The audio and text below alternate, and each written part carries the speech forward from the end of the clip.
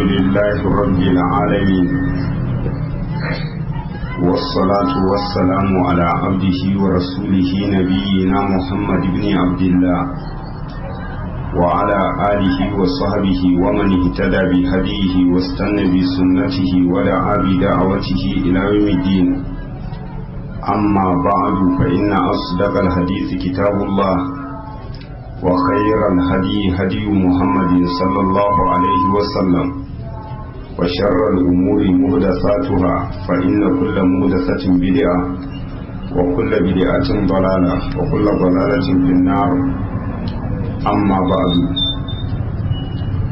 godiya ta tabbata ga Allah tabaraka wa ta'ala da dukkan wani dangi na yabo, mamallakin kowa da komai gaba daya, wanda ya sake kaddara haduwar mu a wannan yammaci na ranar Laraba 15 ga watan Rabiul Awwal shekara ta 1433 bayan hijirar manzon Allah sallallahu alaihi wasallam daga Makka zuwa Madina, wanda ya dace ma 8 ga watan biyu shekara ta 2012. Takaitaccen lokaci ne wanda muka saba gabatar da takaitaccen darasi na tafsirin alkur'ani. Har yau da taimakon Allah tabaraka wa ta'ala muna cikin sura ta 6 a bangaren lissafi, suratul an'am. Kafin darasi na yau insha Allah ta'ala ba laifi idan da 'yan tambayoyi suna iya gabata.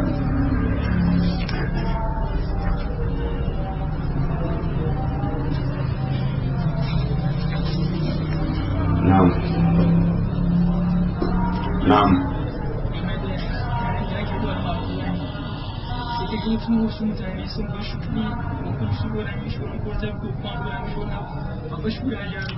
Wai dangane da tura ma alkur'ani wani abu, wannan kasancewar bayyada cewa alkur'ani abu ne wanda yake mai daraja, zance ne na ubangiji tabaraka wa ta'ala wanda kuma shine sama da komai. don haka bayya halatta ga musulmi ya dora wani abu akan alkur'ani, an gane ko, illa kasancewar alkur'ani shi ake bukatar ya hayo sama. Don haka malamai suka ce ko littattafai ne waɗanda suke na addini sai dai su zamanto a ƙasa, alkur'ani ya zamanto a samansu, saboda girmama alkur'ani girmama ubangiji tabaraka wa ta'ala ne. ubangiji ta'ala na cewa wa man yu'azzim sha'airallahi fa innaha min taqwal qulub. don haka bai da cewa ka dora musu wani abu. na'am. akwai kamar masallatin duniya wanda ka riga kai sallah ba tare da ka san wannan haka sallah ba shi da kai. wani misali mutum ya yi sallah a makabarta ba tare da ya san haramcin yin sallah a makabarta, menene hukuncin waccan sallah wadda ta gabata? wannan sallah ce ingantacciya tun da ka jahilci hukunci, amma duk mutumin da ya sani cewa haramun ne ga mai imani da Allah da ranar kiyama yin sallah a makabarta, idan ya yi sallah ce ba ta ciya, an gane ko? sallah ce batacciya, amma kafin mutum ya san da haka idan ya yi sallah ce ingantacciya. na'am. a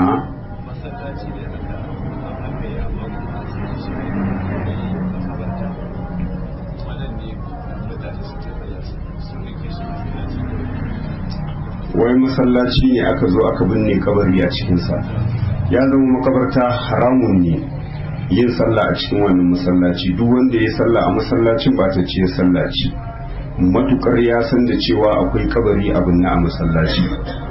don haka bayya halatta abin ne kabari a cikin masallaci, kuma bayya halatta a gina masallaci akan kabari.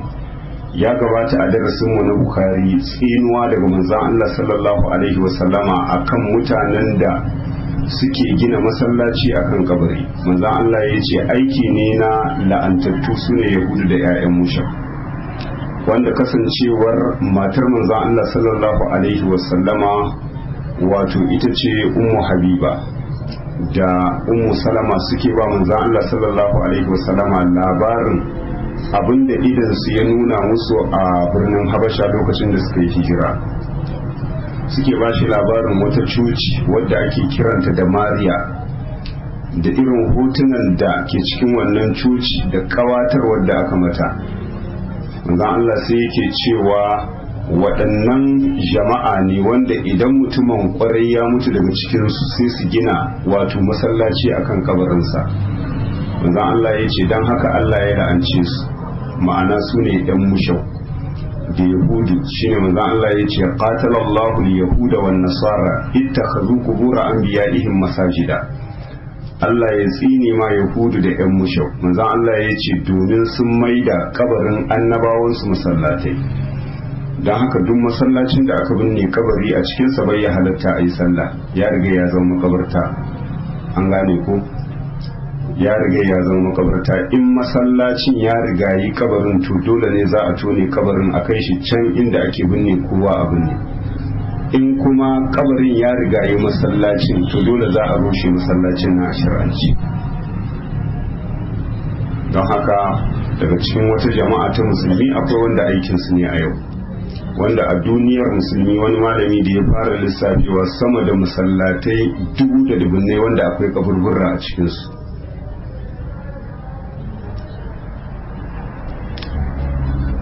na'am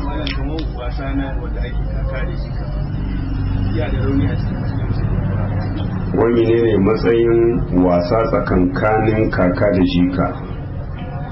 kaka dai uba ne, kamar yadda ba za ka yi wasa da uban da ya haife ka, haramun ne ka yi wasa da kakanka. kaka matsayin uba ne tunda shi ya haifi mahaifinka. an gane ko wannan al'ada ce cewa wai shi kaka ya ringa wasa da jikokinsa ko kuma jika ya ringa wasa da kakan shi. lalle akwai wasanni kamar irin na zolaya, to amma kasancewar ba a bukatar ta yawa, don haka za ka samu galibi jikoki suna rena kakanninsu, sun dauke su matsayin ba uwayensu ba. shi kuma kaka matsayin uba yake, saboda shi ya haifi mahaifinka ko ya haifi mahaifiyarka. na'am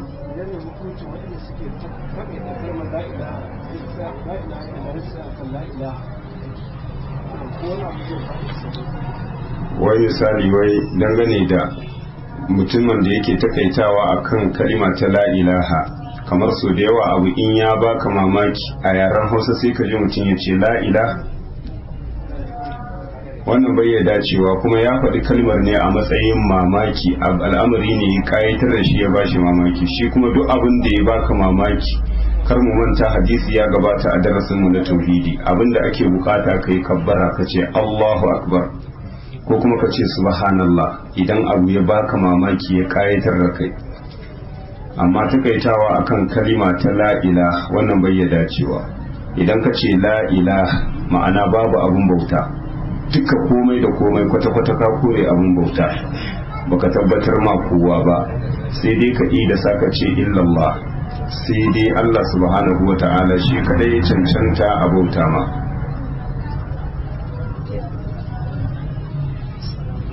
na'am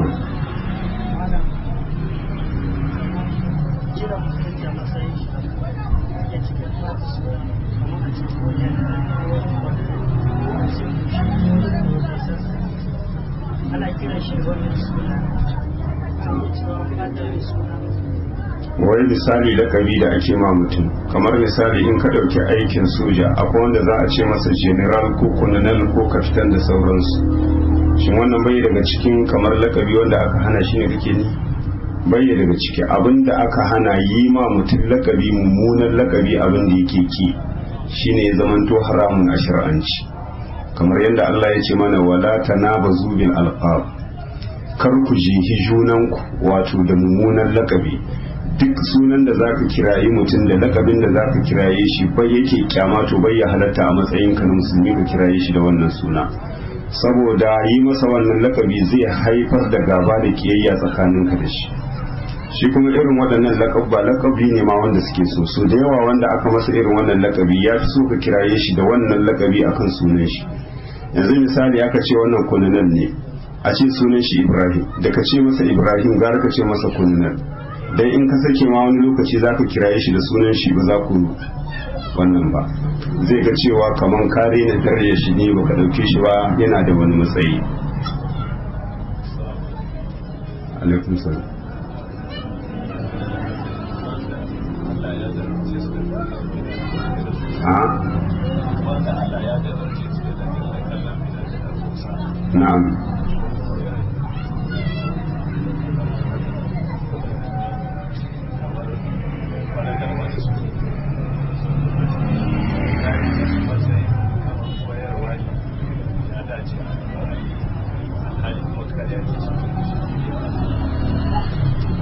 wai abinda dan uwa yake tambaya kamar misali irin waɗannan fulafulai waɗanda suke na Hausa ko kuma mu ce irin waɗannan fulafulai wanda galibin su daman ƙarya ce ake shiryawa, to ina waɗanda suke da awar cewa ai wayar da kan mutane ne da wannan wayar da kan mutane ta hanya wadda take halattacciya a shar'ance ake wayar da kan mutane, al'amari wanda yake na gaskiya. Amma irin waɗannan fulafulai banda ɓata tarbiyya ba abin da suke yi, don haka bai dacewa, ba su da mahallin da za su zamanto halak. Kwarai ɓata lokaci ne, kasancewar kuma galibi ƙarya ce ake shiryawa, kuma tare da abin da fulafulan suka kunsa na kiɗe-kiɗe da bushe-bushe da ayyuka waɗanda suke na haramun, cuɗanyar maza da mata da sauransu, da bayyanar da ɓangaren da ya haramta, wato wani namiji ya gani daga cikin su matan da suke wannan fulafulai da sauransu. Don haka bai dacewa, ba maganar karantarwa a nan da wayar da kan mutane. Alƙur'ani da sunna ta manzon Allah sallallahu alaihi wasallama sun isa su wayar da kan mumini ya san inda aka dosa, ba sai ya buƙaci kallon fulafulai da sauransu. Ga kissosi waɗanda suke na salihan bayi waɗanda suke magabatan ƙwarai, wanda za ka fa'idanci wani abu wanda yake a cikin addinin ka kai koyi da halayensu. Na'am.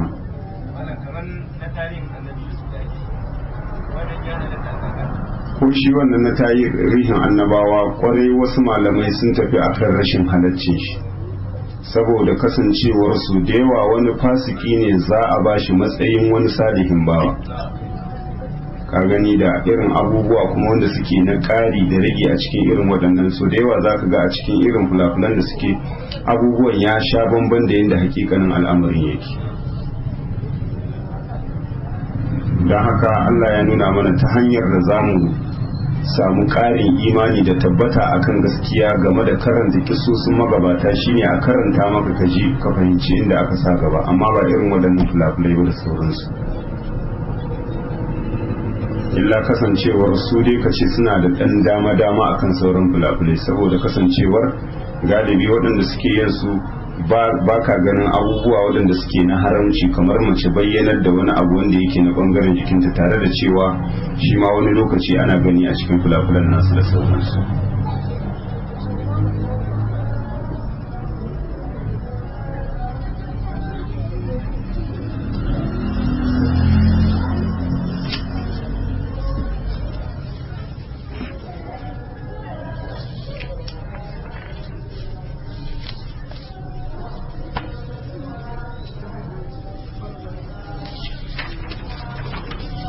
darasi da ya gabata da taimakon Allah tabaraka wa ta'ala mun tsaya ƙarshen aya ta 99,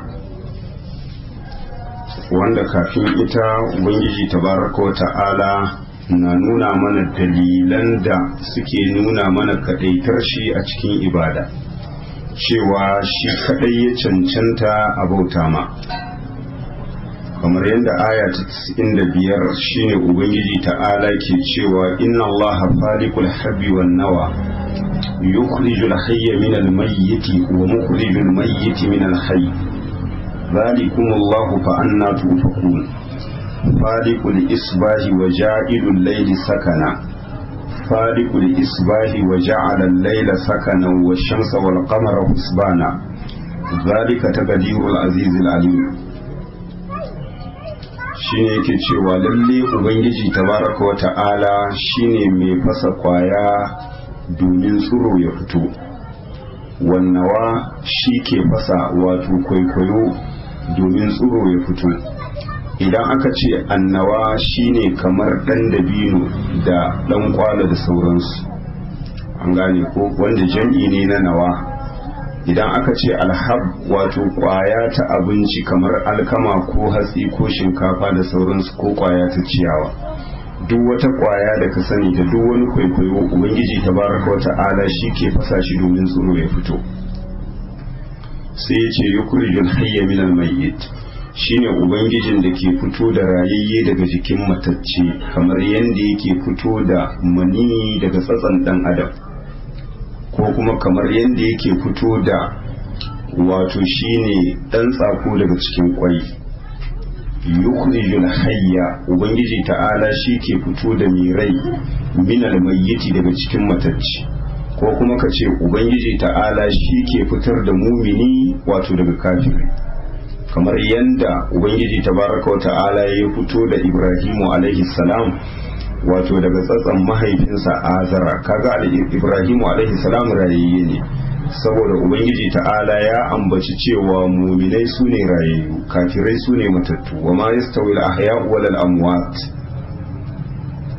shi ne ce yukhrijul hayya min al-mayyit, ubangiji ta'ala shi ke fito da mai rai rayayye daga jikin matacce, wa mukhrijul mayyit min al-hayy, kuma shi ke fito da matacce daga jikin mai rai, kamar yanda ya fitar da Kana'an wato daga tsatsan annabi Nuhu alaihi salam wanda dan kafiri ne, an gane ko kuma kamar yanda ubangiji ta'ala yake fito da wato kwai daga cikin kaza, ko kuma kamar yadda ubangiji ta'ala ke fito da maniyi daga jikin dan adam wanda asalin maniyi matacce ne. sai ce zalikumullahu, mai aikata haka shine ubangiji tabaraka wa ta'ala wanda ya cancanta ku kadaita shi a cikin ibada. fa anna tufakuna, ta kaka ake juyar da ku daga gaskiya bayan bayyanarta, wanda ubangijin da ke aikata waɗannan abubuwa ai shi ya cancanta abauta masa, kuma ga gaskiya ta bayyana kun juya baya. sai ya ce falikul isbahi, sannan shine wato mai tsago da hasken asuba, wa ja'ala al-laila sakana, shine ubangijin da ya mai da dare ya zamanto nutsuwa ga bayansa, kowa ya kwanta ya huta. wa shamsa wal qamara husbana, shine ubangijin da ya sanya rana da wata suna tafiya a lissafe, an gane ku, wanda kuma ba sa ketare lokacin da Allah ya kayyade musu. sai ce zalika taqdirul azizul alim, wannan kaddarawa ce ta ubangiji wanda yake mabuwayi, wanda ba a rinjayarsa, al-alim masani dangane da halayen bayansa. wannan shi ma alama ce wadda take nuna kadaitar ubangiji tabaraka wa ta'ala a cikin ibada, domin shi ke zawwa da yini kuma shi ke zawwa da dare. shine ubangijin da ya tsara ma rana da wata wato masaukai waɗanda suke tafiya a lissafi, wani bai rigayar wani. sai ce wa huwa allazi ja'ala lakum an-nujuma, kuma shine ubangijin da ya sanya muku taurari li tahtadu biha fi zulumatil barri wal bahr, don ku shiryu wato da wannan taurari a cikin duhwai waɗanda suke na dokar daji da na teku. ma'ana lokacin da kuke cikin halin tafiya, in ma a dokar daji ko a cikin teku, to ubangiji tabaraka wa ta'ala shi ya halitta mana tauraru domin mu gane hanya. dan in ba dan Allah ya halicci irin wannan taurari, bayan da za a yi ka gane gabas ko yamma ko kudu ko arewa a irin cikin dokar daji ko a cikin teku. wannan ɗaya daga cikin hikimomi na halittar taurari. taurari Allah ya halicce su saboda hikimomi kamar haka. hikima ta farko, Allah ya halicci taurari domin kawatar da sama su zamanto ado, kamar yadda ya ce wa laqad zayyana as-samaa ad-dunya bi masabiha. hikima ta biyu shine jefe shedanu waɗanda suke satar magana ta mala'iku, shine Allah ya ce wa ja'alna harujuman lishayadi. hikima ta uku shine wato dan kasancewar matafiya wato su gane inda suka dosa, shine anan yace wa huwa allazi ja'ala lakum an-nujuma li tahtadu biha fi dhulumatil barri wal bahr. sai yace qad fassalna al-ayati, tabbas ubangiji ta'ala yace mun rabe ayoyin mu daki daki a wajen bayani, li kauni ya'lamun, ga mutanen da suke sani wato su san inda aka dosa. ma'ana li qaumin ya'lamuna, ga mutanen da suke sanin gaskiya kuma su bi ta, shine suka raita ubangiji tabaraka wa ta'ala a cikin ibada. sai ce wa huwa allazi ansha'akum min nafsin wahida, shine dai ubangijin da ya halicce ku daga rai daya Adam alaihi salam. fa mustaqarrun, wato daga cikin wato akwai wanda ke tabbace a cikin mahaifa, wa mustauda akwai kuma wanda aka bada ajiyar shi a tsatsan mahaifinsa.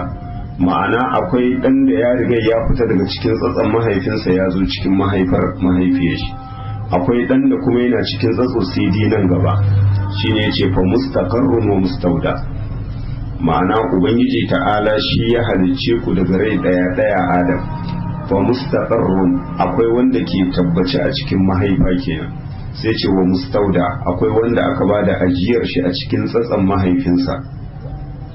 ubangiji ta'ala ya ce qad fassalna al-ayati liqaumin yafqahun tabbas wato mun raba ayoyin mu daki ga mutanen da suke fahimta. wannan ita ma alama ce wadda take nuna kadaitar ubangiji tabaraka wa ta'ala a cikin ibada, domin gaba ɗayan mu ya halice mu ne daga rai daya shine Adam alaihi salam. sai ce wa huwa allazi anzala minas sama'i ma'an, shine dai ubangijin da ya saukar da ruwa daga cikin gizagizai fa akhrajna bihi nabata kulli shay, muka fitar da tsiron dukkan komai a sanadiyar ruwan da muka saukar. fa akhrajna minhu khadira, ubangiji ta'ala yace sai muka fitar da wato tsanwan tsiro minhu daga wannan ruwa da muka saukar. nukhriju minhu habban mutarakiba, daga wannan tsiro ubangiji ta'ala yace muke fitar da kwaya wadda take mai hauhawar juna kamar kwayar shinkafa ko ta alkama da wasunsu.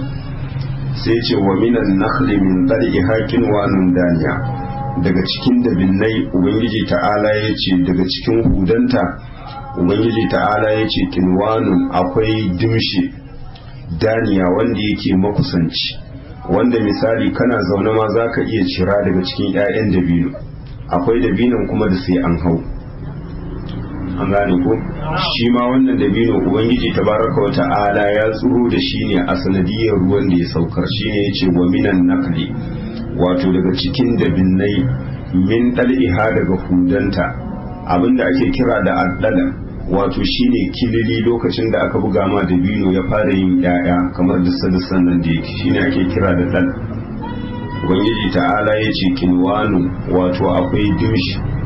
me ake cewa kinwani shine wato nunu na dabino daniya wanda yake makusanci ga mai cira, kenan akwai wanda daga zaune ma zaka iya cira, akwai wanda kuma sai ka hau. ubangiji ta'ala ya ce wa jannatin, sannan muka fitar da gonakai min a anabin na inabi wa zaitun, wato da itaciyar zaitun war rumman da rumman mushtabihan wa gaira mutashabi, waɗanda suke makamantan juna kuma da waɗanda ba sa kama da juna.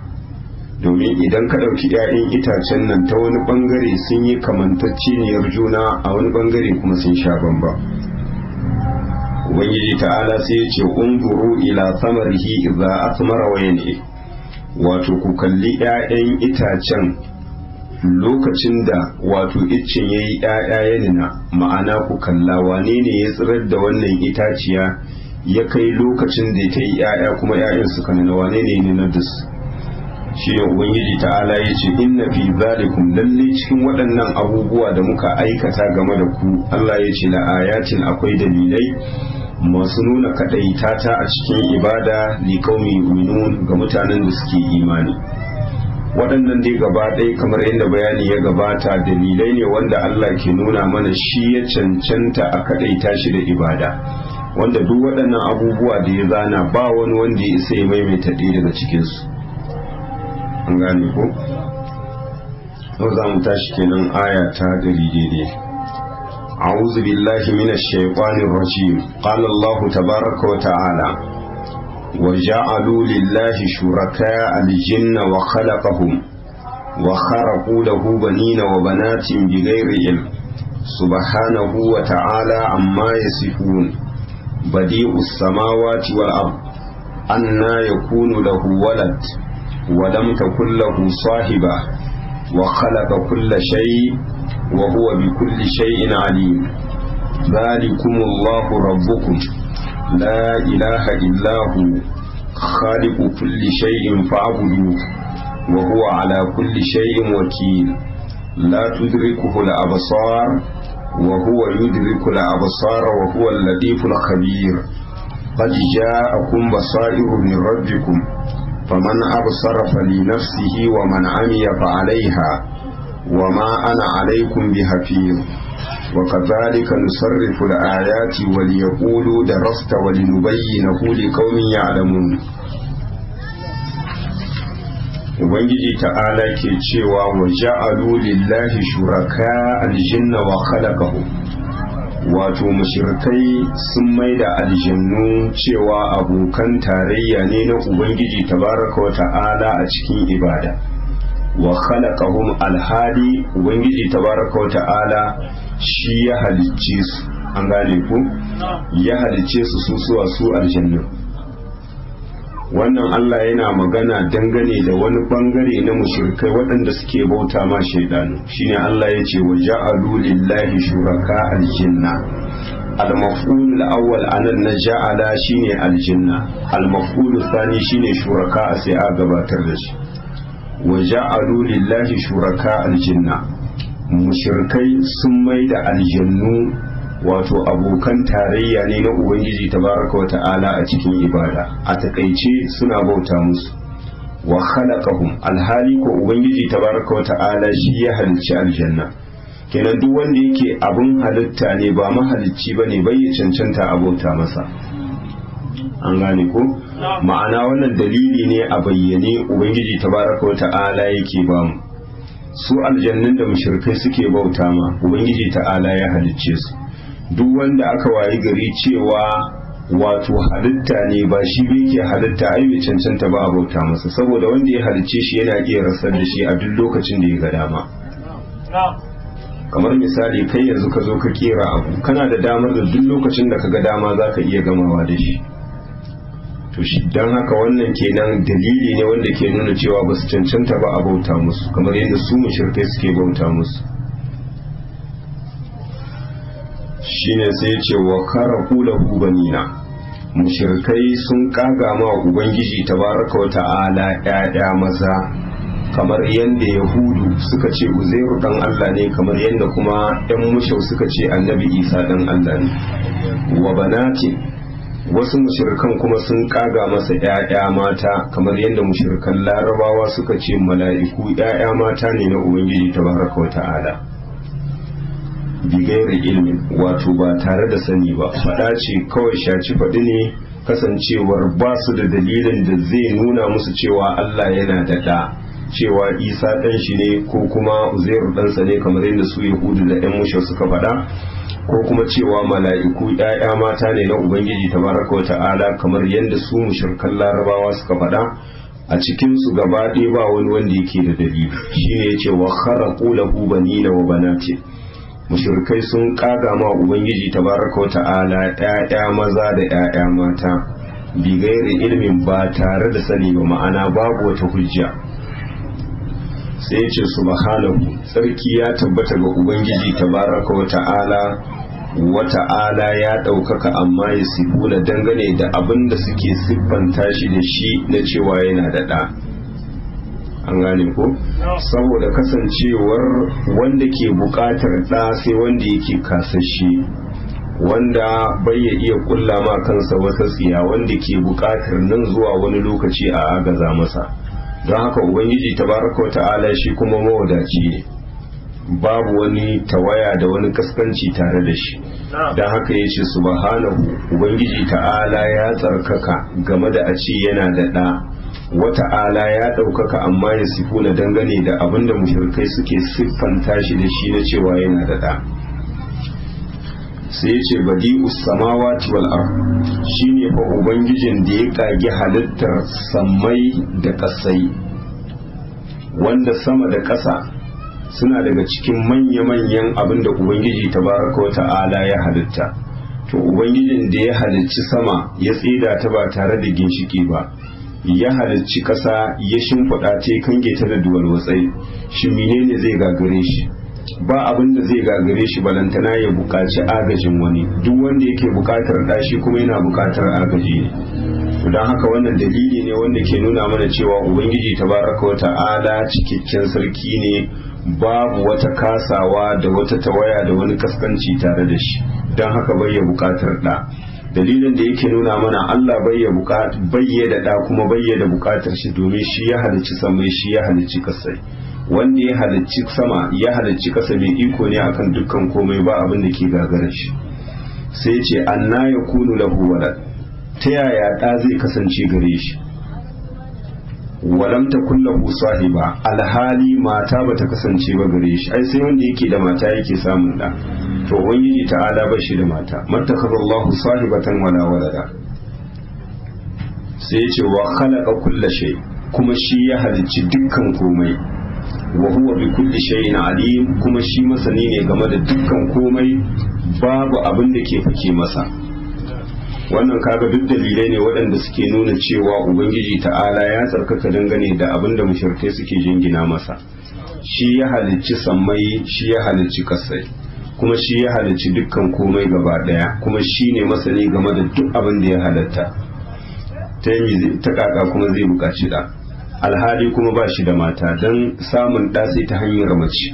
wannan sunna ce ta ubangiji tabaraka ta'ala wanda ya ɗabi'antar da bayansa, illa kasancewar adam alaihi salam shi kadai ne Allah ya samar da shi ba tare da uwa ba tare da uba ba.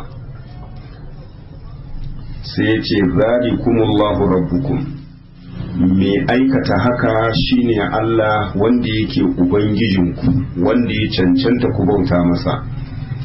la ilaha illa huwa, babu wani abun bauta bisa cancanta da gaskiya face shi. khaliqu kulli shay'in, mahaliccin dukkan komai, fa'buduhu, dan haka ku kadaita shi a cikin ibada. wa huwa ala kulli shay'in wakil, shine madogara akan dukkan komai, ma'ana shine abun dogaro akan dukkan komai. duk wani abun da ka sa gaba na janyo amfani na duniya ko na lahira ko neman kariya dangane da duk wani tsanani na rayuwa ta duniya ko na makoma, to ubangiji tabaraka wa ta'ala shine abun dogaro. sai ya ce la tudrikuhu al-absar, wato magannai ba sa kewayewa da ganinsa, ma'ana bayan da za a yi su ma ubangiji tabaraka wa ta'ala gani wanda yake na kwaf, wanda za ka ga abu ciki da bayansa gaba ɗaya ka san hakikanin shi. wa huwa yudrikul absara, ubangiji tabaraka wa ta'ala shi ke kewayewa da ganin wato dukkan wasu abu waɗanda suke abin gani, ma'ana komai ubangiji tabaraka wa ta'ala ya kewaye shi da sani. sai ce wa huwa al-latiful khabir, shine ubangiji wanda yake mai tausasawa game da bayansa mu'minai, al-khabir wanda yake masani game da halayensu. wannan alama ce wadda take nuna mana kadaitar ubangiji tabaraka wa ta'ala a cikin ibada, kamar yadda ya nuna mana cewa shine mahaliccin komai da komai gaba ɗaya. don haka wajibi ne akan mu kadaita shi a cikin ibada. da yace zalikumullahu rabbukum la ilaha illa huwa, sai ce khaliqu kulli shay'in fa'buduhu. me aikata haka, ma'ana wanda ya halicci sammai, ya halicci kasai, kuma ba shi da mata, ya halicci dukkan komai, kuma masani ne game da dukkan komai. shine Allahn da ya halicce ku, kuma shine wanda ya cancanta ku bauta masa. la ilaha illa huwa, babu wani abun bauta bisa cancanta da gaskiya sai shi. sai ce khaliqu kulli shay'in, ya sake maimaitawa, mahalicin dukkan komai, fa'buduhu, ku kadaita shi a cikin ibada. sai ce wa huwa ala kulli shay'in wakil, kuma shi wato abun bara ma al'amari ne akan dukkan komai, ma'ana shine ya zama wajibi mu dogara da shi. sai ya ce magannai ba sa kewayewa da sane shi. lafazin al-idrak shine kaga abu ka kewaye shi ciki da bai kasan hakikaninsa. don haka al-mu'tazila suka fake da wannan aya da makamanciyarta cewa ai ubangiji tabaraka wa ta'ala ko a lahira mu'minai ba za su ganshi ba. an gane ku, suka kore ganin ubangiji tabaraka wa ta'ala gaba daya. shi kuma lafazin al-idrak yana da bambanci tsakanin shi da ar-ru'ya. kana iya gano abu amma ba za ka iya kewayewa da sanin shi ba. za ka iya ganin gaban abu ba za ka ga bayan shi ba za ka iya sanin hakikanin al'amarin sa yadda yake. to don haka kasancewar anan ba tana nuna cewa muminai ba za su ga ubangiji tabaraka wa ta'ala, a muminai za su ga ubangiji tabaraka wa ta'ala a ranar kiyama, amma ba za su kewaye ba da sanin ubangiji tabaraka wa ta'ala hakikaninsa. don haka ya tabbata daga manzon Allah sallallahu alaihi wasallama, kamar yadda hadisi ke cikin sahihu muslim, manzon Allah yake cewa innakum satarawna rabbakum, lalle ku innakum satarawna rabbakum iyana. manzon Allah ya ce lalle ku mu'minai da sannu za ku ga ubangijinku ido da ido a ranar kiyama. da kuma fadarsa manzon Allah ya fassara waccan aya ganin ubangiji tabaraka wa ta'ala fadarsa lil ladina ahsanul husna wa ziyada manzon Allah sai ya fassara mana ziyada anan shine ganin zatin ubangiji tabaraka wa ta'ala dan haka al-Imam Malik Allah ya ji kansa wato a cikin maganganunsa yake cewa law lam yara al-mu'minuna rabbahum yawm al-qiyama lam yu'ayyir Allahu al-kuffara bil hijab wato da a ce mu'minai ba za su gaba ubangijinsu a ranar kiyama da Allah ba zai aibanta kafirai musu Allah wadai da cewa zai sha makance tsakaninsu da shi ba za su gan shi ba da yace kalla innahum an rabbihim yawma idhil lamahjubun saboda dan yayi fushi da su ubangiji ta'ala zai sanya shamaki tsakanin shi da kafirai ba za su gan shi ba to mu'minai mutum da Allah ya yarda da su zai yaye shamaki za su gan shi a ranar kiyama shine anan kenan yace la tudriku al-absar wato magannai ba za su ma ubangiji tabaraka wa ta'ala gani wanda yake na kwaf ma'ana su kewaye da sanin shi sai yace wa huwa yudrikul absara ubangiji ta'ala shi ke kewayewa da sanin dukkan wani abu wanda yake abin gani ma'ana Allah ya san shi ciki da mai ba abin da ke boye masa sai yace wa huwa latiful khabir shine ubangiji wanda yake mai tausasawa game da bayinsa mu'minai al-kabir wanda yake masani game da halayensu sai yace qad ja'akum basairu min rabbikum tabbas wato hujjoji sun zo muku daga wajen ubangijinku lafazin basair jam'i ne na basira abinda ake nihi anan al-hujjaj an gane ko kamar yadda yake can cikin suratul isra'i zamu iske ubangiji ta'ala yake cewa wa laqad atayna musa 9 ayatin bayyinatin fas'al bani isra'ila iz ja'ahum faqala lahu fir'aunu inni la adhunnuka ya musa masfura قال لقد علمت ما أنزل هؤلاء إلا رب السماوات والأرض بصائر للناس بصائر وإني لا أظنك يا فرعون مسبورا abinda ake nihi da basair anan al-hujjaj shine yace qad ja'akum basairu min rabbikum tabbas hujjoji daga wajen ubangijinku sun zo muku waɗanda suke nuna kadaitar shi a cikin ibada faman absara ubangiji ta'ala ya ce duk wanda ya lura da waɗannan ayoyi hujjoji ya gasgata su ya karyata ubangijin shi a cikin ibada fali nafsihi amfanin imani da ya da wannan hujja to zai dawo kanshi a nan duniya da gobe kiyama sai ce wa man amiya duk wanda ya makauce ya juya baya ubangiji ta'ala ya ce fa alaiha wato na kansa hukumar juya baya da makaucewar da ya ma waɗannan hujja ubangiji ta'ala ya ce wa ma ana alaikum bi hafiz ce da su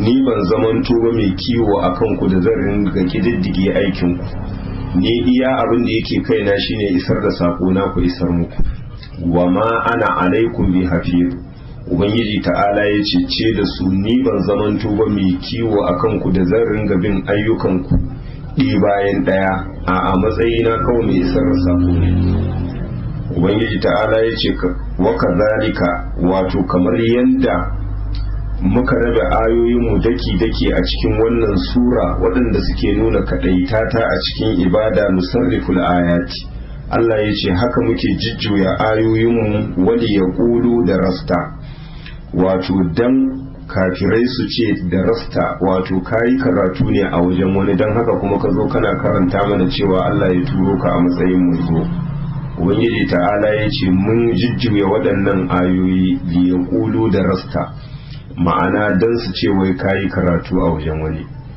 an gane ku wanda mushrikai haka suka tuhumi manzon Allah sallallahu alaihi wasallama Allah ya wanke shi cewa gabanin da'awar manzanci ba kasance ba kana karanta wani littafi kuma baka rubuta shi da hannunka wa ma kunta tatlu min qablihi min kitabin wala takhuduhu bi yaminik idhan lartabal mubtilun ko kuma ka ɗauki a nan wali ya ƙulu aili Allah ya ƙulu wa kazalika nusarrifu al-ayati ubangiji ta'ala yace kamar yadda muka rabe ayoyinmu a cikin wannan sura haka muke jujjuya ayoyinmu wali ya ƙulu da rasta dan kar su ce kayi karatu a wajen wani don haka muke zo musu da dalilai waɗanda za su tabbatar da cewa matsayin ka dai manzo ne na ubangiji tabaraka wa ta'ala, wannan abin da kake faɗa sako ne aka yi maka, baka koye shi ba a wajen wani wanda ya gabace ka, kamar yadda suke cewa karatu ya a wajen ahlul kitabi. sai Allah ya ce wali nubayyinuhu, kuma dan mu bayyanar da wannan alqur'ani li qaumin alamun, ga mutanen da suke sanin cewa littafi ne wanda yake saukeke daga wajen ubangiji tabaraka wa ta'ala. ma'ana wannan kenan yawan juya aya da ubangiji tabaraka wa ta'ala da yake ma bayansa da hujjoji da yake bibiyarsu dan ya batar da wanda yi nihin batarwa, kuma dan ya ƙara imani da tabbata da yaƙini ga wanda Allah ya nuface shi da shiriwa. ana dada juya aya su mushrikai wal iyaz billahi suna ƙara nisa, kamar yadda yake cewa wa idza ma unzilat suratun faminhum man yaqulu ayyukum zadatuhu hadhihi imana fa amma alladhina amanu fazadatuhum imanan wa hum yastabshirun wa amma alladhina fi qulubihim maradun fazadatuhum rijsan ila rijsihim wa matu wa hum kafirun. duk ayar da za ta sake sauka to su ba abin da za ta dada musu illa ƙara nisanta a cikin kafirci, su kuma mu'minai sai dai ta ƙara musu imani da yaƙini da tabbata akan gaskiya. shi ne Allah ya ce wa kazalika, kamar yadda muka rabe ayoyinmu a cikin wannan sura nusarriful ayati, haka muke jijjuya ayoyinmu wali ya ƙulu da rasta, dan kafirai su ce kayi karatu ne a wajen wani, dan haka kake karanta mana cewa wai Allah ya turo ka a matsayin manzo. hikima ta biyu Allah ya ce wali nubayyana huli qaumin ya'lamuna, kuma dan mu bayyana wannan alqur'ani a fili ga mutanen da suke sanin cewa littafi ne saukirke daga wajen ubangiji tabaraka wa ta'ala. ittabi ma uhiya ilayka min rabbik la ilaha illa hu wa a'rid 'anil mushrikeen walau sha'a Allahu ma ashraku wa ma ja'alnaka 'alayhim hafiza wa ma anta 'alayhim biwakil ولا تسبوا الذين يدعون من دون الله فيسبوا الله عدوا بغير علم كذلك زينا لكل أمة عملهم ثم إلى ربهم مرجعهم فينبئهم بما كانوا يعملون. Ubangiji ta'ala ya ce ittabi ma uhiya ilayka min rabbik, bi abin da aka yi maka na wahayi daga wajen ubangijinka. ma'ana a nan umarni ne ubangiji tabaraka wa ta'ala ke ma manzansa cewa ya bi alqur'anin da aka saukar masa sau da kafa, wanda umarnin bai takaita ba gare shi, ya hada dukkan wani mumini har zuwa kiyama. dole ne mu bi alqur'ani da sunna ta manzon Allah sallallahu alaihi wasallam. sai ya ce la ilaha illa huwa, babu wani abun bauta bisa cancanta da gaskiya face shi, wa a'rid anil mushriki. ubangiji ta'ala ya ce ka kau da kai dangane da mushrikai, karka biya musu. walau sha Allahu ma ashraku, da Allah ya so da ba su yi shirka ba. ma'ana ubangiji tabaraka wa ta'ala shine ya nuface su da tabewa da hallaka, inda ya so ya ga dama to da sun yi imani. shine ce walau sha Allahu ma ashraku, da ubangiji ta'ala ya so ma ashraku da ba su yi shirka ba, kenan da sun zamanto mu'minai. sai Allah ya ce wa ma ja'alnaka alaihim hafiza, wato ba mu sanya ka ba wato mai kiwo a kansu cewa da za ka ringa kididdige aikinsu, iya abin da yake kanka kawai shine isar da sako. Allah ya ce wa ma anta alaihim bi wakil, kuma kai baka zamanto ba mawakilci a kansu, ma'ana game da al'amarinsu. ma'ana mu muka turo ka, iya abin da yake kanka ma'ana kai musu wa'azi. kenan da duk wani abu wanda yake sakamakon su da kiwon al'amarin su abu ne wanda yake kanmu, kai matsayin ka kawai mai isar da sako ne. shine Allah ya ce wa ma ja'alnaka alaihim hafiza, ba mu sanya ka ba mai kiwo a kansu, ma'ana ka ringa kididdige al'amuran su. wa ma anta alaihim biwakil, kuma kai baka zamanto ba mawakilci a kansu, ma'ana wanda za a bara masa al'amuran su. sai Allah ya ce wala tasubbu alladhina yad'una min dunillahi, ku mu'minai kar ku sake ku zagi waɗanda suke bauta ma wani Allah, ma'ana kar ku zagi gumakansu. ubangiji ta'ala ya ce fa yasubbullaha aduwan bi ghairi ilm, idan kuka zagi su, kuka zagi gumakansu, su kuma sai su zagi ubangiji tabaraka wa ta'ala aduwan, wato dan zalunci bi ghairi ilmin, ba tare da sani ba. inda sun san girman ubangiji tabaraka wa ta'ala ba za su zage shi ba, saboda tsabar wauta da jahilci idan kuka zagi gumakansu sai su zagi ubangiji tabaraka wa ta'ala. Wannan aya a kaikaice ba tana nuna ba haramcin zagin gunki, a takaice haramcin zagin ubangiji tabaraka wa ta'ala. Wannan kuma aya da ita da makamantanta ne a nan malaman fiqh suka fitar da wato wata ka'ida shine saddul zari'a, wato tushe kafa wadda take ta banna. Duk abin da zai kai ka zuwa banna to wannan haramun ne ka shiga wannan hanya. A nan idan an me yasa Allah ya haramta a zagi wannan gumakan mushrikai, saboda in an zagi gunkin su za su zagi ubangiji tabaraka wa ta'ala, saboda su san ba wane ne ubangiji. Kenan dan haka a nan a kaikaici shine sai Allah ya haramta ma mu'mine cewa kar su zagi waɗanda suke bauta ma wani Allah. Idan suka zage su fa yasubullah, su kuma sai su zagi ubangiji tabaraka wa ta'ala adwan dan ketare iyaka da zalunci bi gairi ilmin ba tare da sani ba. Inda sun san girman ubangiji tabaraka wa ta'ala ba za su zage shi ba. Sai ya ce kazalika zayyana li kulli ummatin amalahum, ubangiji ta'ala ya ce kazalika hakanan al'amarin yake, zayyana li kulli ummatin amalahum, ubangiji ta'ala ya ce kowace al'umma mun kawata mata aikinta. Ma'ana muminai sai muka kawatar musu da aiki wanda yake na kwarai, an gane ko, domin makomarsu ta yi kyau a gobe kiyama. Waɗanda suke batattu hallakakku ubangiji ta'ala sai ya sanya shaidani ya kawatar musu mummunan aikinsu su ga cewa mai kyau ne. Shi ne ce kazalika ubangiji ta'ala ya ce kamar yadda al'amarin yake, zayyana li kulli ummatin amalahum, kowace al'umma Allah ya ce mun kawata mata wato miyagun ayyukanta, summa ila rabbihim marji'uhum, sannan wato zuwa ga ubangiji tabaraka wa ta'ala ne makomar su fa yunabbi'uhum, zai ba su labari bima kanu ya'malun, dangane da abin da suka kasance suna aikatawa a rayuwarsu, sannan kuma su samu sakamako a kan shi. Kenan mushrikai sai Allah ya kawata musu bautar gumaka da biyayyar shaidani dan su tabi a gobe kiyama.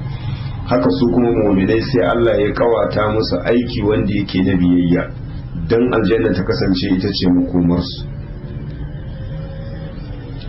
Wa aqsamu billahi jahada aymanihim la in ja'atuhum ayatun la yu'minunna biha qul innamal ayatu indallah wa ma yush'irukum annaha idza ja'at la yu'minun wa nuqallibu afidatahum wa absarahum kama lam yu'minu bihi awwala marra wa nadharuhum fi tughyanihim ya'mahun. Ubangiji ta'ala yace wa aqsamu billahi jahada aymanihim, mushrikai sun yi rantsuwa da Allah matukar rantsuwarsu, la in ja'atuhum ayatun, cewa in har wata aya ta zo musu nan gaba, ma'ana wata mu'jiza wadda suka nemi cewa manzon Allah ya zo musu da ita in har shi manzo ne, suka yi rantsuwa matukar rantsuwa cewa la yu'minun biha, za su gasgata game da wannan mu'jiza idan ya zo musu. Ubangiji ta'ala ya ce kulga ya musu innamal ayatu indallah, ce mu'jizozi gaba daya a wajen Allah suke, shine yake karfafar manzanninsa da su. Ma'ana ba ni bane a karan kaina nake zo muku da wani abu dan ku gaskata ni a matsayin manzo, a wajen ubangiji na suke. Wa ma yushirukum, Allah ya ce ku mu'minai me ya sanar da ku annaha idza ja'at la yu'minun, cewa idan mu'jizar ta zo cewa ba za su yi imani ba. A nan in ma ya zamanto wa ma yushirukum mu'minai ne ake ma magana cewa annaha idza ja'at la yu'minun. Wa ya sanar da ku cewa mushrikan nan da suka nemi cewa manzon Allah ya zo musu da wata aya in har shi manzo ne, cewa in ya zo ba za su yi imani ba.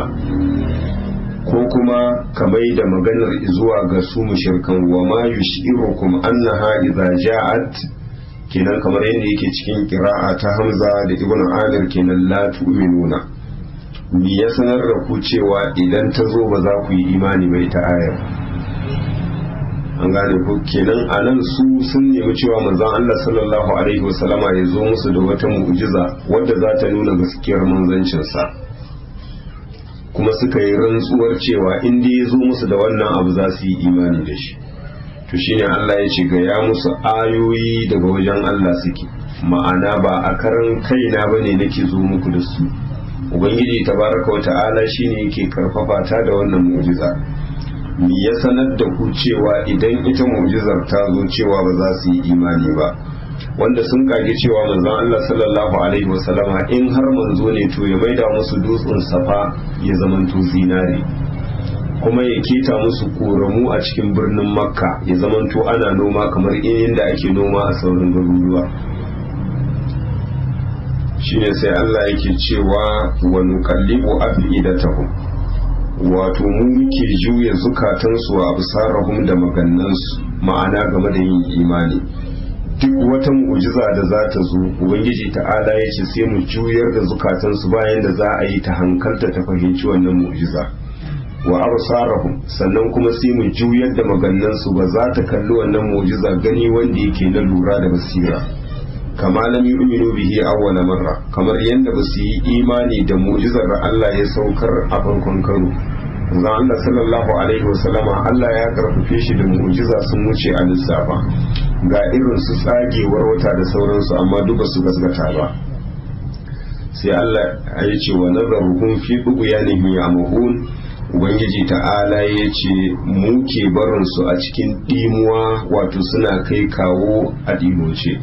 Wa nazaruhum, ubangiji ta'ala ya ce za mu bar su ko kuma mu ke barin su fi bughyanihim a cikin ƙetare iyakarsu, ya amahuna suna kai kawo saboda dimuwa. Wannan kenan waɗanda Allah ya nufe su da tabewa da hallaka, duk abin da za a zo musu da shi na mu'jiza bayan da za a yi su yi imani. Kamar yadda za mu iske a cikin suratu Yunus, ubangiji ta'ala ke cewa innal ladina haqqat alaihim kalimatu rabbika la yu'minun walau ja'atuhum kullu ayatin hatta yarawul azab al-alim. Lalle waɗanda kalimar mu ta gasgata a kansu cewa makomar su ita ce wuta, ubangiji tabaraka wa ta'ala yake cewa la yu'minuna, ba yanda za a yi su yi imani. Walau ja'atuhum kullu ayatin, koda kowace aya za ta zo musu, kowace mu'jiza inda za ta zo musu, Allah ya ce ba yanda za a yi su yi imani sai idan sun ga azaba ido da ido. Dan kenan lafazin kama lam yu'minu bihi awwala marra, imma kamar da a mu'jizu na farko wanda suka gabata ga manzon Allah sallallahu alaihi wasallama, irin tsagewar wata da sauransu, kamar yadda ba su yi imani da wannan mu'jiza kenan duk wata mu'jiza in ta zo ba za su gaskata ba. Rantsuwar da suka yi rantsuwa ce ta karya. Ko kuma ka ɗauki kama lam yu'minu bihi awwala marra, kamar yadda ba su yi imani da mu'jizu waɗanda suka gabaci manzon Allah sallallahu alaihi wasallama, irin abin da Allah ya karfafi manzanninsa kamar sa annabi Musa alaihi salam, sa annabi Isa da sauran manzanni. Kina yanda ba su gasgata ba waɗancan mu'jizu, bayan da za a yi in ka zo da wata mu'jiza su gasgata ka. Dan haka Allah sai ya ce wa nazaruhum, mu ke barin su fi duguyanihim a cikin ƙetare iyakarsu a wajen karyatawa, ya amahuna suna kai kawo saboda dimuwa. Lafazin al'amahu wato shine makauta wadda take ta zuciya, ya zamanto mutum baya fahimta dangane da duk abin da za a faɗa masa. Idan zai kalli abu ba zai kalle shi da ido wanda yake na basira. Ba kowa ba Allah yake dakusar da zuciyar shi ya zamanto ba ta fahimta, idan shi baya lura sai wanda Allah yake neshe shi da tabewa da hallaka, kamar yadda ya gabata khatamallahu ala qulubihim wa ala sam'ihim wa ala absarihim gishawa wa lahum azabun azim. Na insha Allah ta'ala za mu dakata da fatan abin da muka faɗa daidai Allah ya ba mu ladan kuskuren da muka yi, Allah ya gafarta mana.